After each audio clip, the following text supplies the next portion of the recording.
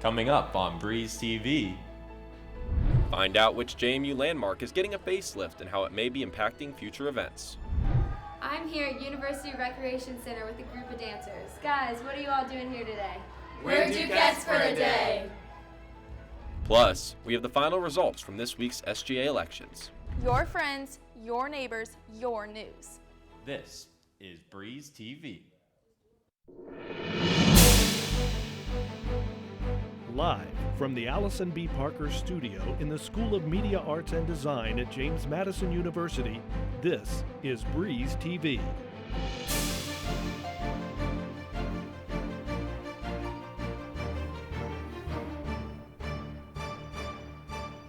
Good morning, JMU, and happy Friday. I'm Matt Wyrick. And I'm Madison Haynes, sitting in for Olivia Gerald this week. Thank you for joining us on Breeze TV. SGA held major student body elections earlier this week. The results for SGA president have still not been officially announced by the Elections Commission. According to The Breeze, candidate Jewel Hurt has claimed re-election victory over social media. However, her opponent, Simran Patel, confirmed to The Breeze that she has appealed the results. It is unclear what the appeal entails. Follow The Breeze on social media for updates on the appeal. However, SGA has announced the winners of other offices. Ben Rosenberger is JMU's newly elected vice president, winning with a little over 64%. Kayhan Movagari is JMU's elected executive treasurer with nearly 42% of the vote. And Desiree Ndimba has been elected JMU student representative to the Board of Visitors with nearly 39% of the vote. SGA minor elections will be held next Friday. On Wednesday, American preacher Reverend Billy Graham passed away at the age of 99. Graham was known as America's pastor. He started his career traveling and preaching to youth and soldiers during World War II. He served as an active minister for every U.S. president since Harry Truman. One of the great honors of my life was visiting Reverend Graham at his mountaintop retreat. Graham also forged a relationship with Dr. Martin Luther King Jr. during the Civil Rights Movement. His inclusive lessons of evangelical Christianity serve as models for Christians across America and around the world. Reverend Graham preached in over 185 different countries and territories during his lifetime, and his funeral will be held on Friday, March 2nd, with his son, Reverend Franklin Graham, delivering his funeral message. Last week, tragedy struck at a Florida high school when a 19-year-old shot and killed 17 people, injuring several others. Breeze TV's Anna Saunders joins us live in the studio to tell us more about what JMU is doing to prepare for any potential situation. Thanks, Matt. While it is difficult to prepare for the unthinkable, JMU is working to make the campus one that responds quickly. Comprehensive safety plan is a living document. It's something that we're constantly working on. We're constantly conducting drills. JMU Police trains on a monthly basis to prepare for a potential active shooter. The university also looks over safety policy frequently to ensure that campus is a safe place for students and faculty. You know, the best thing to do is to familiarize yourself with the FBI's guidelines of run, hide, and fight. For students, it is also important to know what to do if an active shooter situation would ever take place on campus. Thanks, Anna. On to our next story. Wyatt suggested that students should also download the Live Safe app to get alerts and have power to report quickly to the police if the need arises. Thank you so much, Anna. Joining us now from Anthony Seeger is Breeze TV senior reporter Caitlin Merriman. Caitlin? Thanks, Matt. Since the Florida school shooting, Harrisonburg has increased patrol in all schools. But the threat of school shootings does not stop at Florida. Tuesday night, Harrisonburg Police Department received a tip that a student posted a suspicious Instagram picture threatening a school shooting at Skyline Middle School. So from the time it was posted to the time I was informed, it was less than 5 minutes. According to Economist.com, the average response time for emergency police calls is 9 minutes. We have the luxury here in the city to have so many police officers on the street that we could have a dozen there in no time at all. To increase security in Harrisonburg schools, the next step is to install a buzzing system that will require identification before entering into a building. Reporting live in Anthony Seeger Hall, I'm Caitlin Merriman. Back to you in the studio. February 26th to March 4th is National Eating Disorder Awareness Week. This week raises issues important to many students, specifically the women of JMU's Tri Sigma sorority. Breeze TV reporter Grace James tells us more about this issue and how they recognize it. Something different going on in Memorial Hall tonight. The Sisters of Tri Sigma sorority here at JMU are hosting a Speak Out event in honor of former member Leslie George, who passed away from an eating disorder in September of 2000. Each year, Leslie's father, Ronald George, comes to speak at JMU to share the importance of getting help from others. I think the most important thing is this help from your friends, this help from the university. Reach out and take it. And you know, I guess the other part is if you won't reach out and take it, I'd like your friends to rat you out to someone who will get you the help. You know, it's a terrible thing to say that way, but if it gets you the help you need, I'm fine with it. During the Speak Out event, audience members were encouraged to take action as soon as possible. Don't wait until next week, don't wait till after spring break, don't start tomorrow. Tomorrow could be too late, so get help today. Reporting in Rockingham County for the Breeze TV, I'm Grace James. Coming up after the break, students in a West Virginia county have had a few days off. And Uber may just get a little bit cheaper. Then we'll take a look at some changes happening at a local brewery. More on that when we return.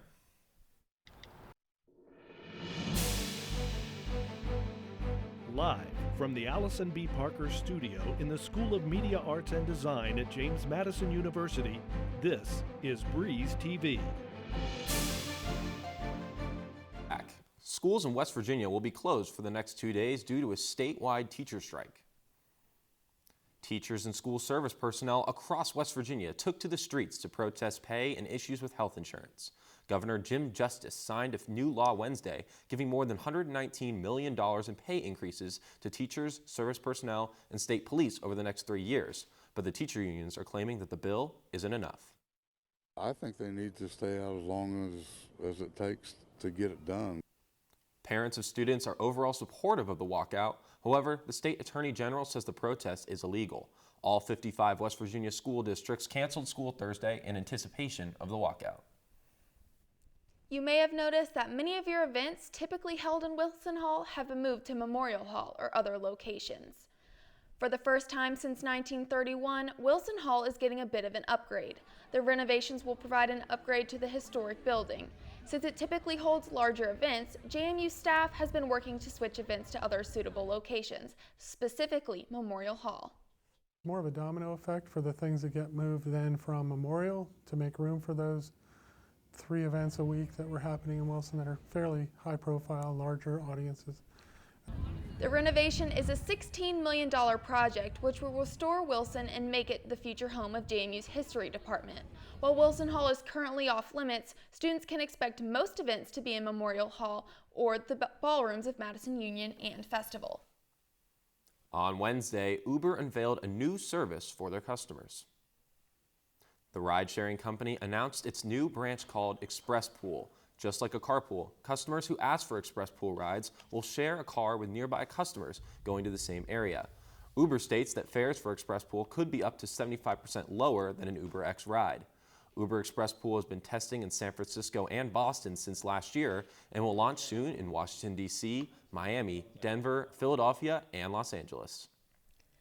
Online dating apps are becoming one of the main forms of initial conversation, but these apps allow anyone to create an account, so you never know who's behind the other screen. The photos of individuals that appear on a screen might look innocent, but take extra precautions before scheduling a face-to-face meeting. Understanding the significance of going from online to in-person communication and treating that as the big deal that it is. Don't go with your heart in those matters. Really go with your mind. You might want to think twice before super liking someone and making sure to have an exit strategy if a physical encounter is in the works. A social media site is battling spam bots on its platform. On Wednesday, Twitter's safety manager said changes were made to the site to crack down on spam users posting to multiple accounts. The changes will prevent users from liking, retweeting, and sharing identical posts on several accounts at once. The goal is to prevent the spam bots from making certain points of view appear more popular than they actually are. Twitter has not said how many spam users were shut down or verified. Over 35,000 workers at Disney World are angry over not receiving a promised bonus. Disney announced last month that they would be awarding a $1,000 bonus to its employees, even those in unions. But the union claims that Disney will only award workers if they accept wage offers that the union previously voted against. Disney will continue to work and negotiate with the union until an agreement is reached. JMU's dance team hosted their annual dance clinic last Saturday. Breeze TV's Ellie White has more on what it's like to be a Duquette for a day. I'm here at University of Recreation today with a group of awesome dancers. Guys, what is everyone doing here today?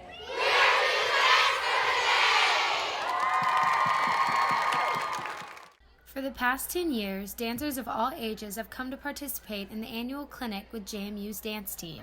It provides young dancers with a hands-on experience on what they love to do.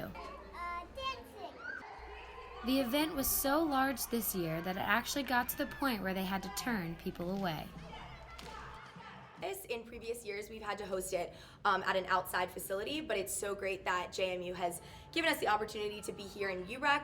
It gives the kids more of an experience of kind of what our practices are like, because we have them at UREC sometimes as well. So that's been a great thing for us to incorporate this year. Each age group learns their dances separately, but they eventually come together for a group routine during the halftime show at one of JMU's basketball games. I think just dancing with the older girls, it's fun to see what they do every day and hopefully be able to do the same one day. The Duquettes are thrilled about their success this year and have high hopes that their event will continue to grow. Reporting for Breeze TV, I'm Ellie White. Next is Breeze TV Sports Wrap. What do we have, Kevin? Well, guys, both basketball teams are gearing up for the CAA Conference Championships next weekend. I'll have that and more from JMU Lacrosse. All that and more next on Breeze TV Sports Wrap. This is Breeze TV. Welcome to Breeze TV Sports Wrap. I'm Kevin Rahm. Through 15 games, JMU women's basketball has just one loss in conference play. They sit atop the CAA with just 3 games remaining on the schedule before the CAA championships start on March 7th. The Dukes have won their last 4 games. Their last loss came earlier this month on the road at Elon. Head coach Shauna Reagan said the hiccup was a wake-up call for the team, and now, just a couple weeks away from the CAA tournament, the players are eyeing a strong finish. We're in a pretty good position. We're hoping to finish number 1, of course, and we're just hoping that everything we learn from non-conference and conference will just lead into the tournament. Focus has to be kept every day, and we just have to take it a game at a time, but I definitely think we just got to play hard every game, and we'll see where we go. We are capable of doing great things, and that we are more than capable of winning a tournament, and that we have the pieces, and that when we put them all together, we're unstoppable. The Dukes' final regular season stretch begins tonight in Philadelphia, where they will take on the second-place Drexel Dragons before returning home for their final 2 games. Now to the men, and Joey McLean, one of 2 seniors on the JMU men's basketball roster, the other, Ramon Snowden. There's McLean gearing up for his final home game in the Convo. But the Hofstra Pride would have a very easy night in the Convo as they dominate the JMU Dukes early in the first half. They go up by 12 at halftime, and the Dukes really could just never catch up. Matt Lewis was a game high, 23 points for the freshman, so only a few more years until his senior night. He's the future of the program, so I know Coach Lou Rowe is not rushing to get him out the door. But the Pride, unfortunately, spoils senior night, 77-61. This is just one of those games that the Dukes will need to quickly forget.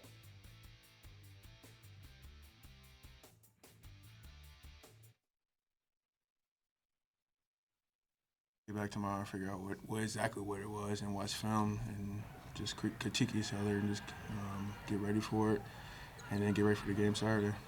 This is the game that you fear.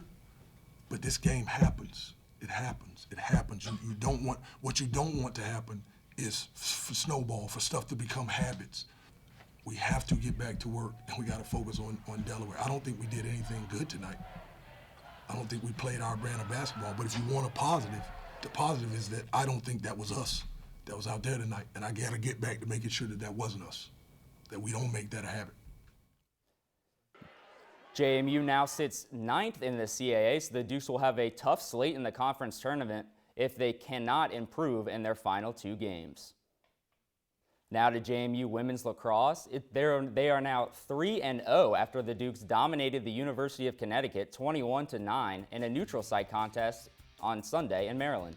The hot start puts JMU inside the top 10 for both the coaches and media national polls. 2 individual Dukes were recognized as well. Senior midfielder Haley Warden was named the CAA Defensive Player of the Week after maintaining 10 draw controls and 6 caused turnovers in JMU's first week in action. It's Warden's 3rd Defensive Player of the Week honor in her career.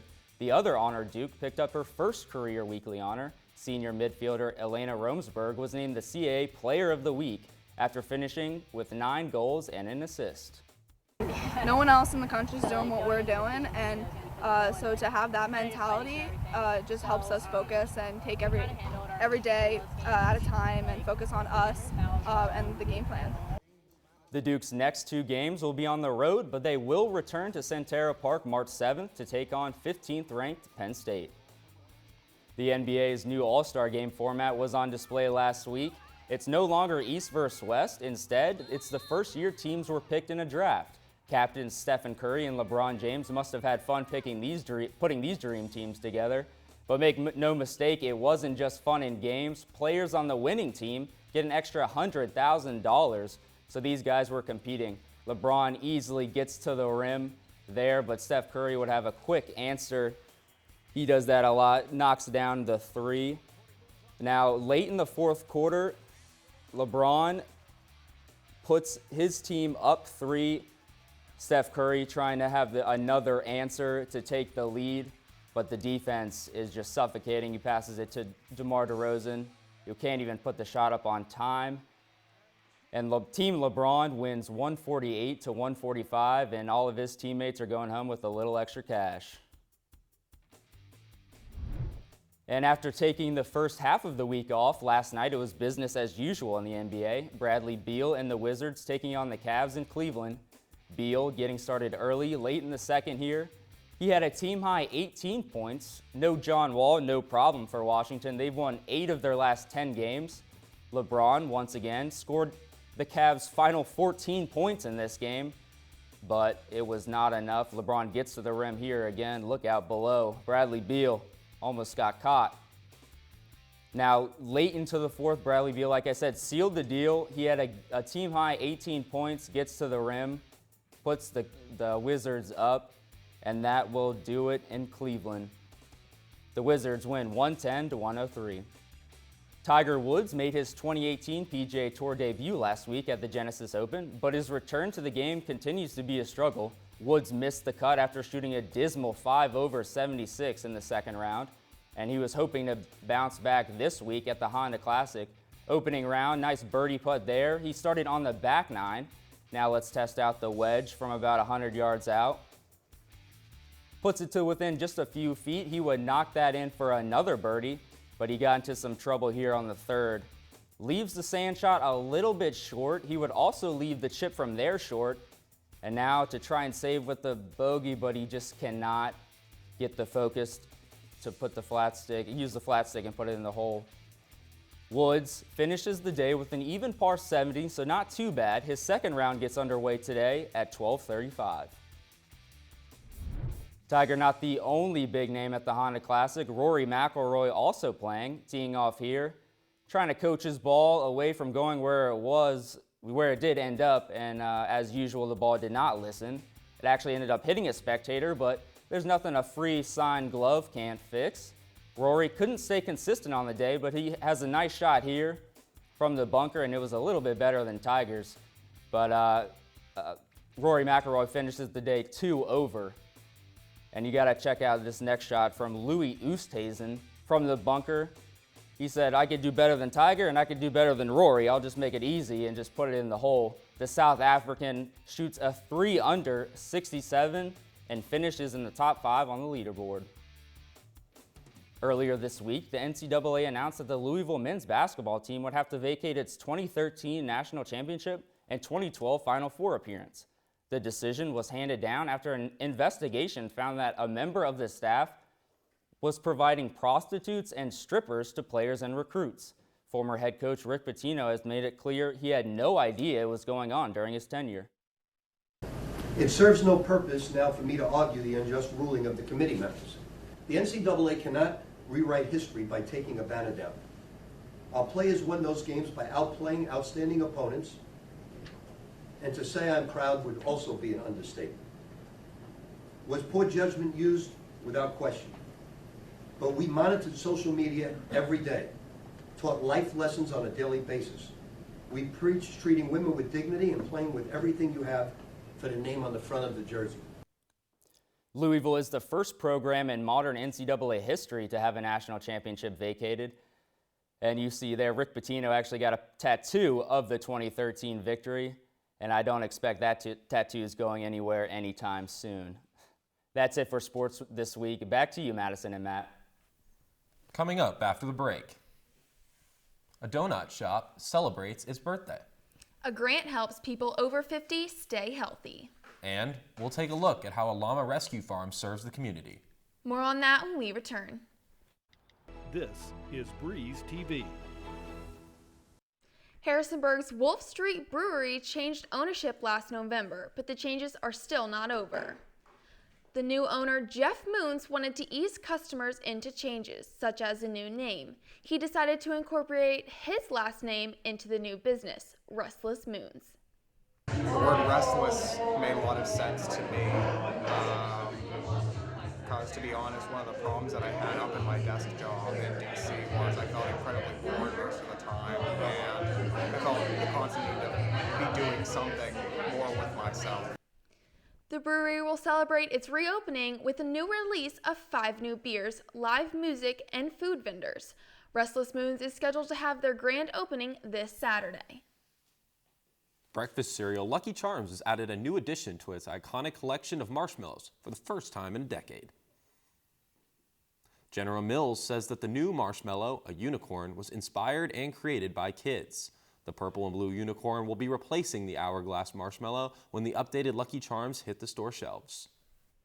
Whether glazed or groovy, a local donut shop in town has all of your favorites. Peace Love Little Donuts is celebrating its 1-year anniversary in Harrisonburg this month. The employees at the donut shop have found customer interaction to be the most rewarding part of the job. Their vast display of donuts has sweet glazes and toppings, and you can even choose a doggy bone topping to decorate a donut fit for your pup. Well-known singer Fergie is apologizing for her performance at the national anthem at last weekend's NBA All-Star Game. The Grammy Award-winning singer sang a slower, jazzier version of the Star-Spangled Banner, which generated outrage on social media. According to an interview with People magazine, Fergie says she's, quote, a risk-taker artistically, but clearly this rendition didn't strike the intended tone, end quote.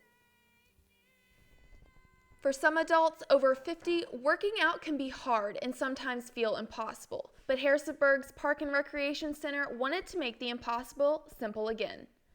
The Price Rotary Center just received a grant from Fit and Strong. The grant gives senior citizens the opportunity to host multiple exercise events with a program called 50 and Wiser. It's getting more and more popular. Most of our classes fill up. We have a great attendance. 50 and Wiser has opportunities that appeal to all who participate. The program strives to make people feel 20 again.